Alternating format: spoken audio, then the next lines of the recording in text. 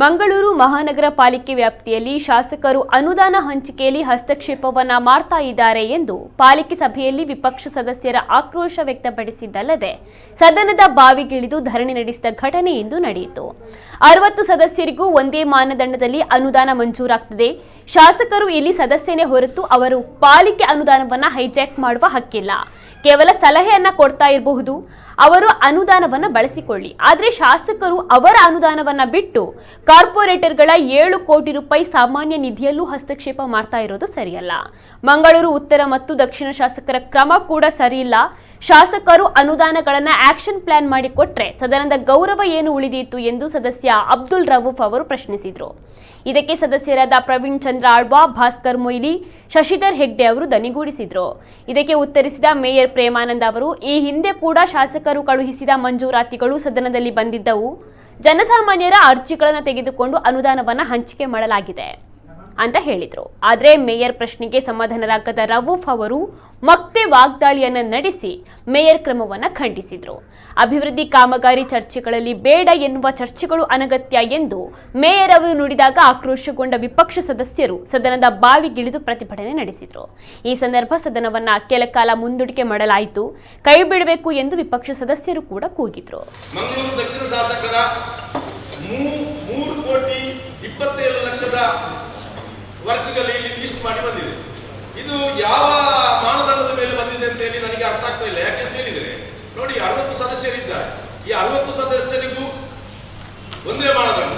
ಪ್ರತಿಯೊಬ್ಬರು ಏನು ಶಾಸಕರು ಇದ್ದಾರೆ, ಶಾಸಕರು ನೇರವಾಗಿ ವಿಧಾನಸಭೆಗೆ ಆಯ್ಕೆ ಆದವರು ಈ ಸದನದ ಒಂದು ಸದಸ್ಯರೇ ಅಷ್ಟೇ ಹೊರತು ಅವರಿಗೆ ಇಲ್ಲಿರುವಂತ ಯಾವುದೇ ಅನುದಾನಗಳಲ್ಲಿ ಮೇರೆಗಿರುವಂತ ಬೋರನ್ನು ಯಾವುದೇ ಶಾಸಕರು ಒಬ್ಬರಿಗೆ ಅದನ್ನು ಹೈಜಾಕ್ ಮಾಡುವಂತ ರೈಟ್ಸ್ ಇಲ್ಲ. ಇದು ನಾನು ನೋಡ್ತಾ ಇದ್ದೇನೆ. ಅವರು ಎಲ್ಲ ಒಮ್ಮೆಲೆ ಪಟ್ಟಿ ಕೊಟ್ಟದ್ರಿಂದ ಕೌನ್ಸಿಲಿಗೆ ಬರುವಂತದ್ದು ಅಮೌಂಟ್ ಸ್ವಲ್ಪ ದೊಡ್ಡದಾಗ್ತದೆ. ಸಿಂಗಲ್ ಇದಲ್ಲ, ಪ್ಯಾಕೇಜ್ ತರ ಕೊಟ್ಟರೆ ಕೌನ್ಸಿಲಿಗೆ ಬರುವಂಥದ್ದು. ಹಾಗಾಗಿ ಕೌನ್ಸಿಲಿಗೆ ಬರ್ತಾರೆ ಒಂದು. ಇನ್ನೊಂದು ನಮ್ಮಲ್ಲಿ ವ್ಯವಸ್ಥೆ ಏನು ಅಂತ ಹೇಳಿದ್ರೆ ಎಲ್ಲ ಆಯಾಯ ವಾರ್ಡಿನ ಸದಸ್ಯರುಗಳಿಗೆ ನಾವು ಅನುದಾನಗಳನ್ನು ಮೀಸಲಾಗಿದೆ. ಅದರ ಜೊತೆಗೆ ಅನಿವಾರ್ಯ ಇದ್ರೆ ನಗರ ಪಾಲಿಕೆ ಸದಸ್ಯರುಗಳು ಏನಾದರೂ ಅದಕ್ಕಿಂತ ಹೆಚ್ಚಿನ ಕಾಮಗಾರಿಗಳು ವಾರ್ಡ್ಗಳಲ್ಲಿ ಉಂಟು ಬಹಳ ಜರುಗಾಗಿ ಆಗಬೇಕು ಅನ್ನೋದಿದ್ರೆ ನಮ್ಮ ಕಮಿಷನ್ ಇದ್ದಾರೆ, ನಮ್ಮ ಗಮನಕ್ಕೆ ತಂದ್ರೆ ನಾವು ಅದನ್ನು